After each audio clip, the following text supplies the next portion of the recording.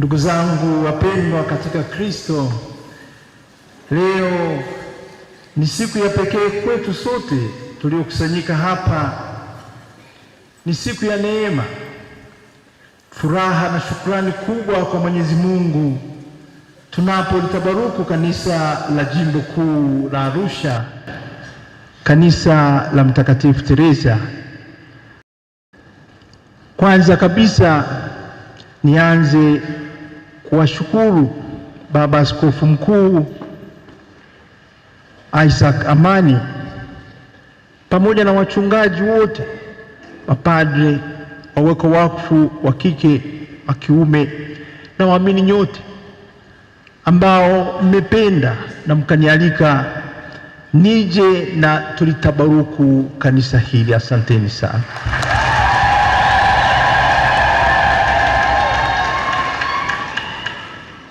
Nikiungana pia pamoja na Askofu Prosper Limo ambaye jana alitupa tafakari tulipokuwa tunaadhimisha masifu ya jioni, na akawa ametoa shukrani za pekee kwa wote ambao wameshiriki kulijenga kanisa hili. Nami niseme asanteni kwa wafadhili wote wa ndani na wa nje ambao mmeweza kulifanya hili kanisa liwepo kama tunalivyoona sasa hivi. Asanteni sana.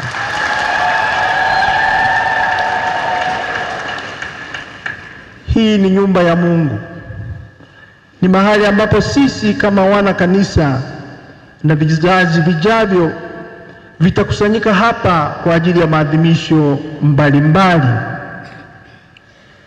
Tunalitabaruku kanisa kuu la jimbo, na si kanisa tu kama makanisa mengine, kanisa la parokia au kanisa la kigango. Ni kanisa kuu la jimbo ambalo ni kitovu cha maisha ya kiliturujia katika jimbo. Unaweza kusema vile vile ni kitovu cha maisha ya imani katika jimbo. Maana hapa ndipo kilipo kiti cha huyo mkuu wa jimbo ambaye ndiye yeye mfundishaji mkuu wa mafumbo hayo ya imani. Kumbe si kanisa la kawaida, kanisa ambalo litatunganisha sote katika yote hayo, yawe ya imani, yawe ya kiliturujia, yawe ya mafundisho yote ya maadili tunayachota kutoka katika kanisa hili, baadaye takwenda huko kwenye makanisa yetu mengine ambayo nayo yako kwa sababu ya kufanya kazi hiyo ya uinjilishaji katika jimbo letu kuu hili la Arusha. Kumbe katika kanisa hili tutamsifu Mungu na tunamsifu. Tutalisikiliza neno lake, tutaadhimisha sakramenti za kanisa, na tutatoka hapa tukitumwa kwenda kumshuhudia Kristo na Bwana wetu katika maisha yetu ya kila siku. Na hayo yote tunayafanya, tunapenda yafanyike vile hata katika makanisa mengine, huko katika parokia zetu, huko katika vigango vyetu, yafanyike hayo.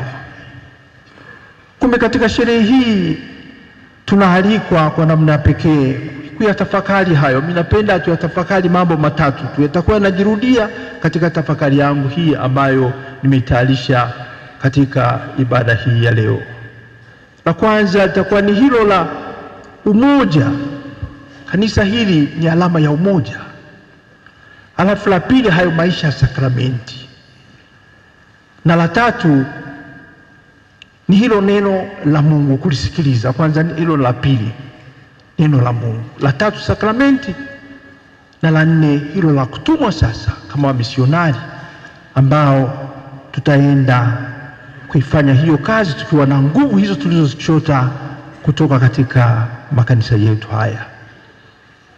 Kumbe katika sherehe hii niwaalike kwa namna ya pekee kutafakari maana ya kanisa, si tu kama jengo la mawe, matofali na saruji, bali kama jumuiya hai ya waamini tunaunganishwa katika Kristo Yesu kwa ubatizo na askofu wetu akiwa ndiye alama ya umoja huo wa kanisa mahalia. Na kwa kweli ndio maana nilizungumza, na kiti chake kiko hapa, na hili ndio kanisa ambalo ndio alama hiyo ya huo umoja ambao sisi tunakuwa nao kama wabatizwa wote, na yeye anasimamia ukweli, inabidi asimamie fumbo hilo. Katika somo la kwanza kutoka kitabu cha Nehemia, tumesikia habari za watu wa Israeli walivyokusanyika kwa hamu kubwa kusikiliza neno la Mungu. Ezra anawasomea sheria na wote wanasikiliza kwa makini, wanaguswa mioyoni mwao na hata kulia. Nasi kwa kulijenga kanisa hili na kulitabaruku leo, tunatimiza lengo la kutaka kuwa na mahali pa kukutana na kusikiliza neno la Mungu. Na kuta hizi tutakazoziweka wakfu ni mfano wa ushahidi wa mahubiri, mafundisho ya imani, sala na nyimbo za kumtukuza Mungu kwa watu wake kujipatia utakatifu. Kumbe tumepatayarisha hapa ambapo ni patakatifu, na tunapotaka daima tuje na tukutane na huyo Mungu aliye mtakatifu ili tuyasikie kwa makini yale anayotuambia neno lake. Ndugu zangu, tukumbuke kuwa haitoshi kusikiliza neno lake au neno la Mungu. Tunao wajibu wa kusikiliza na kuliishi katika maisha yetu ya kila siku, kama ilivyokuwa kwa nyakati za Nehemia. Watu wa Mungu walivyofanywa upya kwa neno walilolisikia na kaenda kuyafanya yale sasa ambayo ilibidi wayafanye kama walivyoagizwa. Nasi pamoja tunaalikwa hilo neno litufanye tuwe wapya na tuipate nguvu itakayotuwezesha kuishi na kuendelea kuwa na nguvu hiyo, kuishi upya katika maisha na kuyatenda yale yaliyo ya kimungu. Katika somo la pili kutoka waraka wa Mtume Paulo kwa Waefeso, tunakumbushwa kuwa tumejengwa juu ya msingi wa naye Kristo Yesu mwenyewe ni jiwe kuu la pembeni. Hii ndiyo maana ya kina kabisa ya sherehe yetu ya leo. Tunaliweka wakfu jengo hili, lakini Mungu anatamani zaidi kutabaruku mioyo yetu ili tuwe mali yake. Pamoja na ubora na uzuri wa kanisa hili lenye kuta nzuri, paa imara, madhabahu patakatifu, haya yote yawakilishe ubora na uthabiti wa imani ya waamini wake katika kuonesha wazi upendo wao kwa Mungu na jirani, na katika ushuhuda wao wa Kristo katika maisha ya kila siku. Na yote haya yanatokana na hilo neno lake. Tutambue kuwa kila mbatizwa ni jiwe hai katika ujenzi wa kanisa la Kristo. Hivyo anayo nafasi ya pekee katika kuwa sehemu endelevu ya ujenzi wa kanisa lenyewe. Mtume Paulo katika waraka wake wa kwanza kwa Korinto anatufunulia wazi kwamba kama mwili ulivyo na viungo vingi lakini ni mwili mmoja, ndivyo kanisa lilivyo. Kila mmoja wetu ni kiungo halisi katika mwili wa Kristo, yaani kanisa, na Yesu mwenyewe ndiye kichwa cha mwili huo, ambapo kila muumini anayo nafasi na wajibu wake. Hakuna aliye mdogo wala asiye muhimu katika nyumba ya Mungu, kama ambavyo hakuna kiungo kisicho na thamani katika mwili, na hakuna kiungo kinachoweza kusema hakihitaji kingine. Waraka wa kwanza Mtume Paulo kwa Wakorinto, hiyo sura ya 12 na kuendelea mpaka 27. Hili litukumbushe kwamba kanisa hilo tunaloliongelea, hayo makanisa hata kama ni kwenye maparokia yetu, katika vigango vyetu, leo litukumbushe sasa huo umoja wetu na ushirika wetu ambao inabidi ukue tukiongozwa na hilo neno, kama nilivyosema tangu mwanzo, neno ambalo litatuleta sasa na kutuweka pamoja ili tulijenge kanisa ambalo ni sisi wenyewe, kanisa la kisinodi, ambako wote tunaitwa sasa twende tutembee pamoja, tuwajibike kila mmoja katika nafasi yake, akichangia zile karama na vipaji alivyopewa na Mungu kulijenga kanisa. Leo tukumbushe hayo ili kanisa tunaloshangilia. Katika Injili tumesikia kuwa upatanisho ni jambo la msingi kwa maisha ya Mkristo. Sakramenti mojawapo ya hayo manne niliyoyataja. Ukileta sadaka yako madhabahuni na hapo ukakumbuka kuwa ndugu yako ana neno juu yako, iache sadaka yako hapo mbele ya madhabahu kwanza, afu nenda ukapatane naye. Mathayo sura ya 5 hiyo aya 23 mpaka 24. Katika kanisa hili na kama vile katika makanisa mengine, nisema yote yanayosema leo hapa tuyafikirie vile vile tunavyofikiria makanisa yetu huko, mpaka hata jumuiya zetu, mpaka hata vituo vya sala, makanisa ya nyumbani.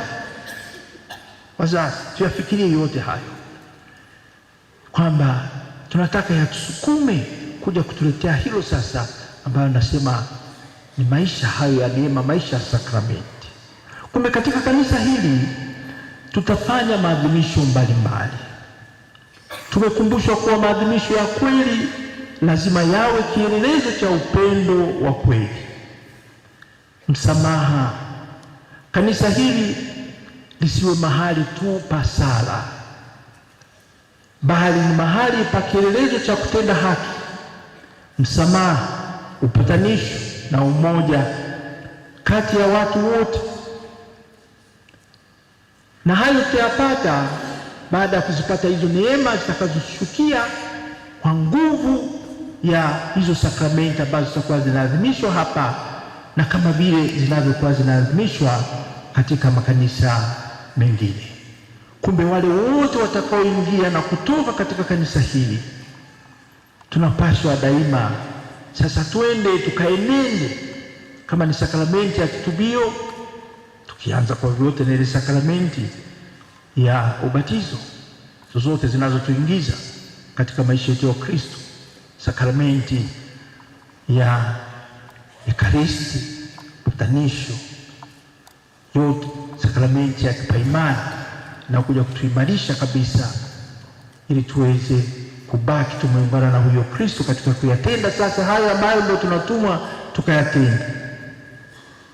Kunde zawadi ya pekee ambayo tunaweza tukamrudishia Mungu, sio tu kwa neno lake alilotupatia, kwa sakramenti zake anazotupatia hizo, ni hilo sasa la kwenda kuyatenda hayo mema, ambayo sasa ndo la mwisho, ambayo nimesema tunaposukumwa tukaondoka hapa, tukaondoka katika makanisa yetu hayo ambayo tumetaka Mungu ayatakatifuze na abaki hapo pamoja nasi, basi twende na nguvu hizo tukayafanye na kuyatenda hayo yaliyo ya haki, tuyatende hayo yaliyo ya upendo, tuyatende hayo yaliyo ya ukweli, na fadhila nyingi sana hizo za Kristo ambazo tunazipata na kuzijenga kwa nguvu ya sakramenti hizo tunazozipokea. Kwa sababu hiyo, ndugu wapendwa, tunaposherekea kutaburukiwa kwa kanisa hili la Mtakatifu Teresa, tumuombe Mungu Mwenyezi kwa nguvu ya neema zake aendelee kuwavuta watu ili waje waingie katika kanisa hili na kuingia katika makanisa yote hayo ambayo yamejengwa, kwa sababu tu ni yeye ambaye anakuwepo na anapenda tuyajenge hayo makanisa ili aweze kutukomboa. Tuombe ili yeye aliye sababu ya uwepo wa makanisa kama haya tunayajenga kama hili, na tuwaombee kwa namna ya pekee wale waliojitenga na kanisa warudi, ili waipate njia ya uhakika ya kuwapeleka kwenye Yerusalemu ya mbinguni.